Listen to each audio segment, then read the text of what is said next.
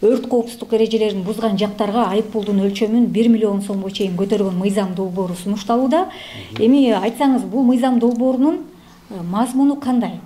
Бул деген чоң базарлар 3000 объект, то есть субъект, ошол жерде бизнес кылган 3000 точка болсо, ошол 3000 точкага чейинкилерди ошо 1 миллион сом айып пул салынат. Ал деген айып пул жеке адамга салынбайт, жеке ишкерге салынбайт. Ал деген ошол базардын администрациясына. Ал ошол базардын администрациясы республика боюнча биз талдап келсек, 2 эле базар ошого туш келет экен. Бул Дордой базары жана ошондой эле Кара Суу базары.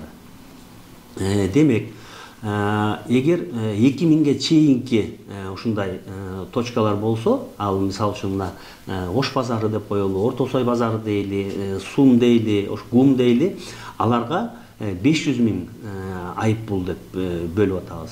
Эгер 1000ге чейинки базарлар болсо, мисалы үчүн Баят базары, же болбосо ушундай кичирээк соода борборлору, мисалы үчүн ошол эле Караван деп коелу, ошол эле Вефа центр деп коелу, андай жерлер болсо, аларга ошол 200 000 деп ушинтип атабыз да. Бирок жеке адамга бул айып пул салынбайт. Ал болсо ошол базардын администрациясына, Сумдун жетекчисине, например, Ош базардын жетекчисине, ал баягы юридикалык жакка да, жеке жактарга айып пулдардын саны буга чейин канча болсо, ошо 7500 сом, ошол боюнча эле калды.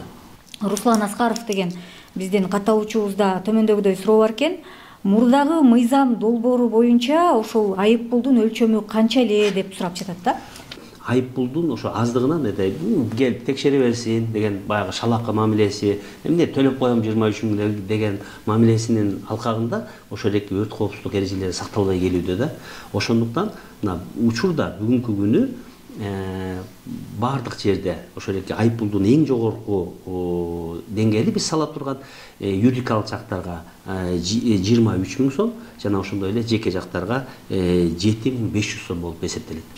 Биздин министрлик тарабынан сунушталып жаткан дене тарбия жана спорт жөнүндө мыйзам долбоору, бул эмне болгон мыйзам долбоор жана мааниси, милдети, максаты тууралуу айтып берсеңиз.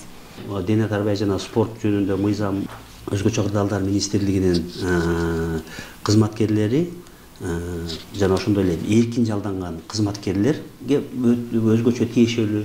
Алар ошол физикалык нормативдерди бүгүнкү күндө тапшырбай келет да. Тапшырат, бирок алар баягы мыйзам чегинде эмес. Мисалы үчүн түшүндүрүп эле айтып коеюн. Мына мен аскер кызматкеримин.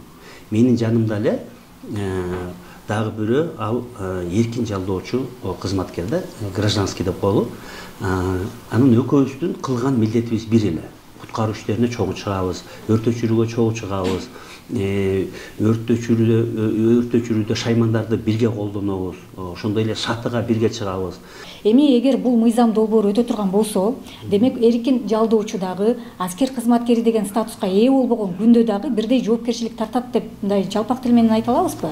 Ооба, ал кайсыл багытта тартат да? Бул деген ошол жумушка кабыл алынып аткан маалда жана иш үстүндө дагы ошол жана мен айтып атпаймынбы, нормативдерди тапшырып, физикалык даярдыгын, өзүнө болгон, ден соолугуна болгон мамилесин жана башка ушундай баягы аскер кызматкерине теңдеш келген баягы укуктарга ээ болот да.